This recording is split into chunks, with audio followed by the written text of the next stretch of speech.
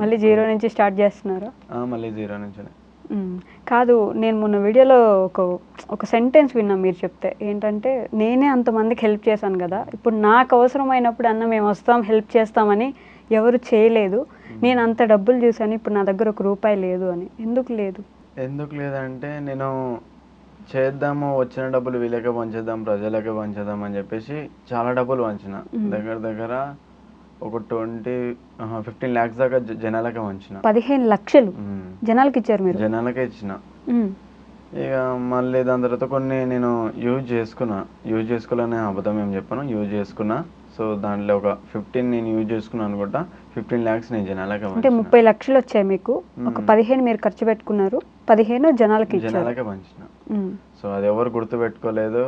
కానీ తీరా లాస్ట్కి నాకు ఒక ప్రాబ్లం వచ్చినప్పుడు ఎవరు కూడా ముందు అడగలేదు. మీరు ఊరికే 15 లక్షలు ఇచ్చా అంటున్నారు కదా, అవి మీరు సంపాదించిన డబ్బులా, బెట్టింగ్ వల్ల వచ్చిన డబ్బులా? లేదు, నాకు పర్సనల్ కొన్ని బిజినెస్ ఉన్నాయి కదా, సో దాని ద్వారా వచ్చిన పైసలు కూడా హెల్ప్ చేసిన.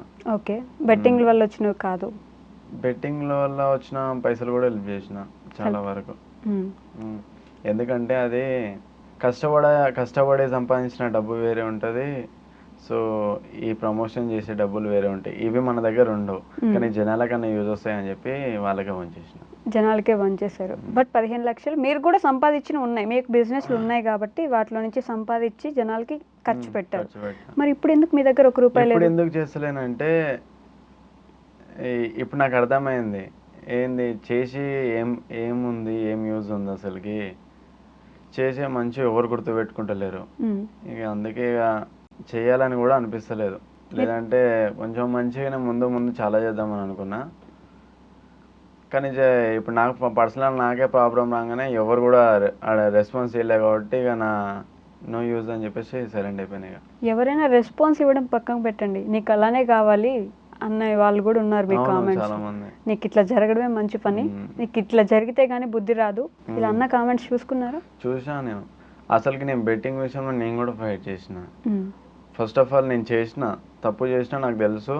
సో ఆ తప్పును మళ్ళీ నేను ఒక వీడియో రూపంలో పెట్టినా, మీరు ఆడకండి, ఏం చేయకండి అని చెప్పి సత్యనారాయణ సార్కి కూడా పెట్టినా. నేను ఆ వీడియోని కూడా యాక్సెప్ట్ చేసి ఆయన ప్రొఫైల్లో పెట్టుకుండు. సో అక్కడికి అయిపోయింది. దాని తర్వాత మళ్ళీ కొంతమంది ఏం చేశారంటే 2 months ఆపేసారు అనుకుంటా ఇన్ఫ్లుయెన్సర్స్, మళ్ళీ స్టార్ట్ చేశారు బెట్టింగ్. సో దాని మీద కూడా మళ్ళీ నేను మొన్న వీడియో పెట్టినా, మళ్ళీ కొంచెం నా అన్వేషణ కూడా నువ్వు ఫైట్ చేయి అని చెప్పేసి అన్నాడు. సో మళ్ళీ నేను ఫైట్ చేస్తే ఎట్లుంటుంది అని చెప్పి ఫైట్ చేసిన, ఒక 2 వీడియోల దాకా పెట్టిన. సో రెస్పాన్స్ అయితే మంచిగానే వచ్చింది. ఓకే, నేను బంద్ చేసి చాలా డేస్ అవుతుంది, కానీ ఆ నెగిటివ్ ఉంటుంది కదా, అది ఇంకా మీకు కొనసాగుతుంది. మీ తమ్ముడిని ఎందుకు గవర్నమెంట్ హాస్పిటల్లో జాయిన్ చేశారు? గవర్నమెంట్ హాస్పిటల్ ఎందుకు జాయిన్ చేసిన అంటే, తప్పనట్లేదు, మీరు ఇంత సంపాదించి డబ్బులు రోడ్ల మీద ఎగరేయగలిగిన వాళ్ళు గవర్నమెంట్ హాస్పిటల్లో ఎందుకు జాయిన్ చేశారు అని. అట్లాంటి సిచ్యువేషన్ వచ్చింది, ఏం చేయలేని. అందరు అనుకుంటారు కదా చాలా సంపాదించిండు, చాలా ఉన్నాయి అని చెప్పి. సో నా తమ్మునికే నేను సగం మంచిగా చూసుకోలేదు. సో గవర్నమెంట్ హాస్పిటల్నే జాయిన్ చేసిన. దానికి మా అమ్మాయి కూడా ఒక మాట అన్నది, కానీ ఇంకా చాలా మందికి ఆదుకున్నావు కదా, ఇప్పుడు చూసినా నిన్ను ఆదుకునేట వాళ్ళు ఎవరు లేరు, ఇలా జనాలు జస్ట్ వాడుకుంటారు నిన్ను అని చెప్పన్నారు అంతే. ఓకే, మిమ్మల్ని హెల్ప్ చేయమని ఎవరైనా అడిగారు అప్పుడు? చాలా మంది అడిగారు. నాకు రిక్వెస్ట్లలో చాలా కామెంట్లు వస్తాయి, చాలా రిక్వెస్ట్లు వస్తాయి. హెల్ప్ మీ అన్న, హెల్ప్ మీ, నా ప్రాబ్లం ఇట్లుంది, అట్లుంది, నాకు ఏ సిచ్యువేషన్ ఉంది, ఆ సిచ్యువేషన్ ఉంది. కానీ నా సిచ్యువేషన్ అర్థం చేసుకోవాలి కదా. మీరు అడిగారా నాకు హెల్ప్ చేయండి, నాకు ఇట్లా డబ్బులు అవసరం ఉంది అని మీరు అడిగారా? లేదు, నేను అడగలేదు. మరి అడిగినప్పుడు హెల్ప్ ఎలా చేస్తారు? అడిగినప్పుడు నేను ఆ మాట కోసం ఎదురు చూసిన, కానీ ఆ మాట రాలేదు కదా అని చెప్పి ఇక నాకు వద్దు కూడా. ఎందుకంటే నాకు కష్టపడి సంపాదించుకున్న సత్తా నాకు ఉంది, నాకు అవసరం లేదు. కానీ ఆ మాట కోసం వెయిట్ చేసినా కానీ ఆ మాట రాలేదు. ఈవెన్ మేము ఉన్నామన్నా అనే మాట కోసం ఎదురు చూసారు, కానీ ఆ మాట రాలేదు. లైట్ తీసుకున్నా. ఏం చదువుకున్నారు మీరు? నేను ఇంటర్ సెకండ్ ఇయర్ అంతే, ఆపేసిన స్టడీస్. ఎందుకని? జస్ట్ నార్మల్గానే, ఇక ఫ్యామిలీ ప్రాబ్లమ్స్ చాలా ఉన్నాయి నాకు. ఏమున్నాయి ఫ్యామిలీ ప్రాబ్లమ్స్ అంటే? మా ఫ్యామిలీ చాలా జీరో. మీ మమ్మీ, మీరు, మీ తమ్ముడు, మా డాడీ, మా అన్న, ఇంకొక అన్న, అంటే పెద్ద మదర్ చనిపోయింది. ఓకే, మీరు, మీ తమ్ముడు, మీ మమ్మీ, మీ డాడీ. ఏం చేస్తారు మీ నాన్నగారు? మా డాడీకి వెల్డింగ్ షాప్ ఉంది. ఓకే. మా మమ్మీ హౌస్ వైఫే.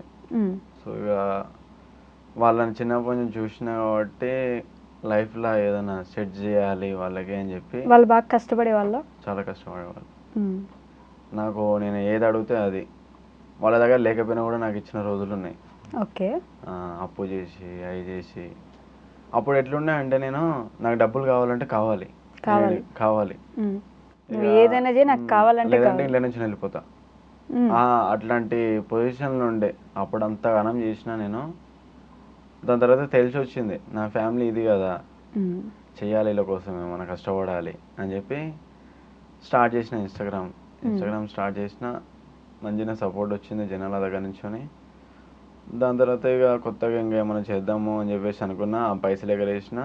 సో దానివల్ల ఆ కంటెంట్ వరకే చూడాలి కానీ నేను అక్కడ ఎగరేసిన తర్వాత కూడా ఎవరికి ఏం ప్రాబ్లం రాలేదు. చూసి అన్నీ చేసి ఎగరేసిన నేను. నా వల్ల ఎవరైనా చనిపోతే అది నా తప్పు, నేను ఎగరేసినప్పుడు. సో నేను అవన్నీ చూసి ఆడ సిగ్నల్ పడ్డ తర్వాతనే, స్టాప్ సిగ్నల్ పడ్డ తర్వాతనే నేను ఎగరేసిన. అది స్టాప్ సిగ్నల్ ఎంతసేపు ఉండదు, 1 minute దాకా ఉంటుంది. ఆ 1 minute వాళ్ళు ఎట్లయినా తీసేసుకుంటారు మనీ. సో ఎవరికి ఏం కాలేదు. నా వల్ల ఏమన్నా అయితేనే నేను దాన్ని ఫేస్ చేయగలుగుతా. కానీ ఎవరికి ఏం కాలేదు. అయినా కూడా నా మీద అన్ని న్యూస్ ఛానల్స్ నా మీదనే పడిపోయినాయి.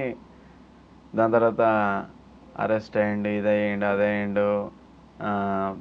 చాలామంది పైనుంచి ఫోర్స్ చేశారు, లోపలికి పంపించండి అని. ఇక నేను నా వరకు ఏమవుతుందో నేను అది మాట్లాడుకొని అన్నీ చేసుకొని నేను బయటకు వచ్చేసాను. జైలుకి వెళ్ళి బయటకు వచ్చారు. జైలుకి వెళ్ళలే, స్టేషన్కి వెళ్ళిన. జస్ట్ స్టేషన్కి వెళ్ళారు, బయటకు వచ్చేసారు.